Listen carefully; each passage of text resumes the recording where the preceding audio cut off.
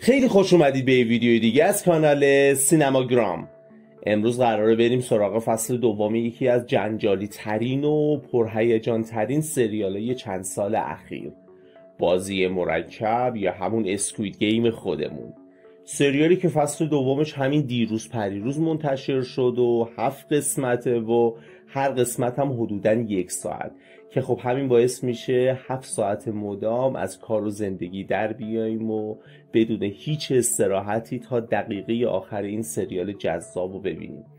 به نظر من فصل دوم هم همچنان مثل فصل اول همه چی جذاب و باحاله، اما تنها بدی که داشت این بود داستان تموم نمیشه و ادامش میره واسه فصل سوم. اگه فصل اول یادتون باشه پر بود از بازیای کودکانه که به خون و هیجان تبدیل میشد، اما این فصل نه تنها بازیای کمی خطرناکتر شدن، بلکه خود داستانم یه پیچ و خم حسابی پیدا کرده. فقط تا یادم نرفته این رو هم بگم که این خلاصه سریال چون یه کمی طولانیه تصمیم گرفتم برای اینکه خیلی حوصلتون سر نره توی 2 ویدیو بررسیش کنیم. توی این ویدیو خلاصه 3 قسمت اول سریال رو داریم و ویدیوی بعدی هم خلاصه قسمت 4 تا 7، یعنی تا پایان فصل.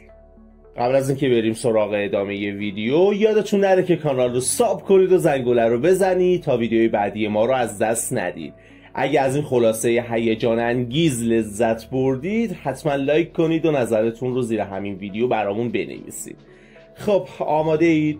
بریم سراغ داستان جذاب و پرماجرای فصل دوم اسکوید گیم. اگه فصل قبل رو ندیدین اصلا نگران نباشید، یه ویدیو از خلاصه کامل فصل اول براتون آماده کردم که میتونید توی کانال ببینید و کامل در جریان ماجرا قرار بگیرید. ولی فعلا برای اینکه کارمون را بیفته یه خلاصه خیلی کوتاه از فصل قبلی بهتون میگم. فصل اول درباره یه سری آدم بدهکار و ناامیده که توی یه بازی مرگبار شرکت میکنن تا شاید یه جایزه بزرگ ببرن. بازی‌ها در ظاهر همون بازی‌های کودکانن، ولی هر اشتباه مساوی با مرگه. توی این ماجرا گیهون یه مرد ساده و بی‌پول با کلی سختی و دردسر برنده میشه، ولی وقتی میفهمه این بازی‌ها یه چرخه بیمار و بی‌پایانه که آدمای دیگه هم قربانیش میشن و هر سال هم این بازی ادامه داره و تکرار میشه، تصمیم میگیره دست به کار بشه و جلوی سازنده هاشو بگیره. قبل از اینکه وارد داستان فصل دوم بشیم اینو بگم که خلاصه‌ای که براتون تعریف میکنم پر از اسپویله، پس اگه هنوز فصل اولو ندیدین یا دوست ندارین جزئیات مهم داستان براتون لو بره، پیشنهاد میکنم اول اونو ببینین یا خلاصه فصل قبلی که توی کانال براتون گذاشتم رو تماشا کنید. حالا اگه آماده‌اید که همه چی رو بدونید بریم سراغ فصل دوم. داستان فصل دوم با بازگشت سونگ گیهون، همون بازیکن شماره 456 معروف شروع میشه. گیهون بعد از همه اون اتفاقات وحشتناک فصل اول حالا یه آدم دیگه شده، با موهای قرمز و یه ظاهر تازه. توی فرودگاه میبینیمش که قصد داره به آمریکا بره تا دخترش رو ببینه و یه زندگی جدید شروع کنه. اما دقیقا همون لحظه‌ای که میخواد سوار هواپیما بشه یه صحنه عجیب میبینه. یه مرد ناشناس داره یه نفر دیگر رو با همون بازی معروف اغوا میکنه تا وارد دنیای مرگبار اسکوید گیم بشه. اینجاست که همه چی عوض میشه. گیهون دیگه نمیتونه خودش رو کنار بکشه، تصمیم میگیره از پروازش صرف نظر کنه، دخترش رو فعلا فراموش کنه و به جای آمریکا به دل ماجرا بزنه. حالا هدفش فقط یه چیزه، پیدا کردن تیم سازنده این بازی‌ها و متوقف کردن این چرخه وحشتناک که جون هزاران نفر رو گرفته. شروع این فصل نشون میده که گیهون از یه بازیکن ساده حالا تبدیل به یه آدم جسور شده که میخواد جلوی یکی از بزرگترین اسرار پنهان دنیا بایسته. سونگ گیهون که از کابوسای فصل اول خلاص نمیشه تصمیم میگیره برای پیدا کردن تیم سازنده بازی دست به یه حرکت بزرگ بزنه. اون با استفاده از پول جایزه‌ای که برده یه تیم حرفه‌ای جمع میکنه. این تیم از آدمای مختلف تشکیل شده، یه سری از نیروهای دولتی، کاراگاه‌ها و حتی چند تا آدم فوق‌العاده حرفه‌ای که تو کار زیرزمینی تبحر دارن. آقا اینا 2 سال تمام هر جا که فکرش رو بکنی رو زیر و رو میکنن، از ایستگاه‌های مترو گرفته تا محله‌های خلوت و پنهان، مخصوصا مترو. چون گیهون هنوز اون مردی که بازی رو بهش معرفی کرده بود رو فراموش نکرده. توی این مدت گیهون تمام انرژی و پولش رو صرف این کار میکنه، اما هنوز موفق نشده به اون مردی که مسئول اغوای مردم برای ورود به بازی دست پیدا کنه. اون ناامید نمیشه و هر بار که به بنبست میرسه انگیزش بیشتر میشه. بعد از مدت‌ها تلاش، یکی از اعضای تیم گیهون بالاخره موفق میشه رد اون مردی که توی مترو مردم رو اغوا میکرد رو بزنه. این مرد رو تعقیب میکنن تا بالاخره به یه خونه میرسن. گیهون بالاخره با اون مرد رو در رو میشه و صحبت بینشون به اوج میرسه و باعث میشه تصمیم بگیرن یه بازی خیلی خطرناک انجام بدن، رولت روسی. حالا اگه این بازی رو نمیشناسید براتون توضیح میدم. یه هفتیر میارن، یه گلوله توش میذارن و سیلندرش رو میچرخونن. هر بار یکی از بازیکن‌ها هفتیر رو روی شقیقه خودش میذاره و شلیک میکنه. یه بازی وحشتناکه که هر لحظه ممکنه جون یکی رو بگیره. گیهون و اون مرد توی این بازی وارد یه جنگ روانی شدید میشن.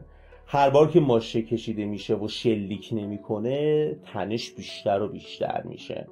اما در نهایت اون مردی که مردم رو اغوا میکرد گلوله رو شلیک میکنه و با شلیک به سر خودش این بازی هم تموم میشه.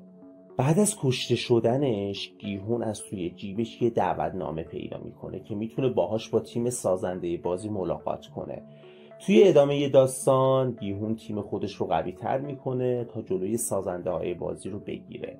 گیهون قبل از اینکه به محل ملاقات بره نیروهای خودش رو آماده میکنه تا هر لحظه بریزن سر سازنده ها و دستگیرشون کنن. وقتی گیهون به محل ملاقات میرسه، سازنده ها ازش میخوان سواری یه ماشین بشه. با اینکه این درخواست یک کم مشکوکه، ولی خب گیهون قبول میکنه و سوار اون ماشین میشه. همزمان نیروهای گیهون هم شروع به تعقیب اون ماشین میکنن. اما اینجا یه پیچش داستانی جذاب داریم. تیم گیهون که اون ماشین رو تعقیب میکردن همشون ماشیناشون تیر میخوره و لاستیکاشون پنچر میشن. اینجوری دیگه نمیتونن برن سراغ اون ماشین. حالا گیهون تنها مونده رو در رو با سازنده های بازی بدون هیچ حمایتی. فشار این موقعیت باعث میشه به فهم هیچ گزینه‌ای جز بازی کردن خودش نداره. پس تصمیم میگیره یه حرکت جسورانه بزنه. به سازنده ها میگه من رو مثل یه بازیکن معمولی وارد بازی کنید، میخوام خودم مسابقه بدم. این تصمیم یه شگفتی بزرگه، هم برای سازنده ها و هم برای مخاطب. اینجا داستان یه پیچ تازه پیدا میکنه و گیهون وارد دنیای بازیایی میشه که میخواست نابودشون کنه. گیهون رسما وارد بازی میشه مثل یه بازیکن معمولی با شماره 465. این بازی دوباره همون تعداد بازیکن رو داره، 465 نفر که هر کدوم برای بقا و جایزه بزرگ تلاش میکنن. وقتی بازی ها شروع میشن، بازی اول دقیقا همون بازی آشنایی چراغ سبز و قرمز خودمونه، همونی که توی فصل قبلی کلی کشته داد و همه شوکه شدیم. اما این دفعه داستان کمی فرق کرده. گیهون که حالا خودش تجربه این بازی ها رو داره تصمیم میگیره راهنمای بقیه بازیکن‌ها بشه.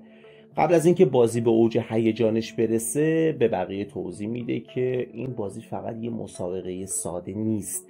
اگه شکست بخورید میمیرید، پس باید به همدیگه اعتماد کنید و با هم کار کنید تا کمترین تلفات رو داشته باشیم.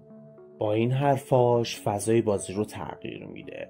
بازیکنایی که اولش گیج و ترسیده بودن کم کم به حرفش گوش میدن و سعی میکنن با استراتژی پیش برن. اینجا اولین جرقه اتحاد توی بازی اسکوید گیم زده میشه، چیزی که توی فصل قبل به ندرت دیده بودیم. اما خب سوال اینجاست که آیا واقعا این اتحاد میتونه جونشون رو نجات بده یا بازم یه سرنوشت بی‌رحم انتظارشون رو میکشه؟ ممنون که تا آخر این ویدیو رو همراه ما بودید. این ماجرا پر از پیچیدگی ها، خیانت ها و لحظات هیجان انگیز بود، اما همونطور که دیدید داستان هنوز به پایان نرسیده و اتفاقات مهمتری در راهه. از اونجایی که نمیخواستم تایم این ویدیو خیلی طولانی بشه، ادامه داستان رو توی ویدیوی دوم بررسی میکنیم. پس به هیچ وجه اون ویدیو رو از دست ندین که قرار شاهد کلی اتفاقای عجیب و غیر منتظره باشین.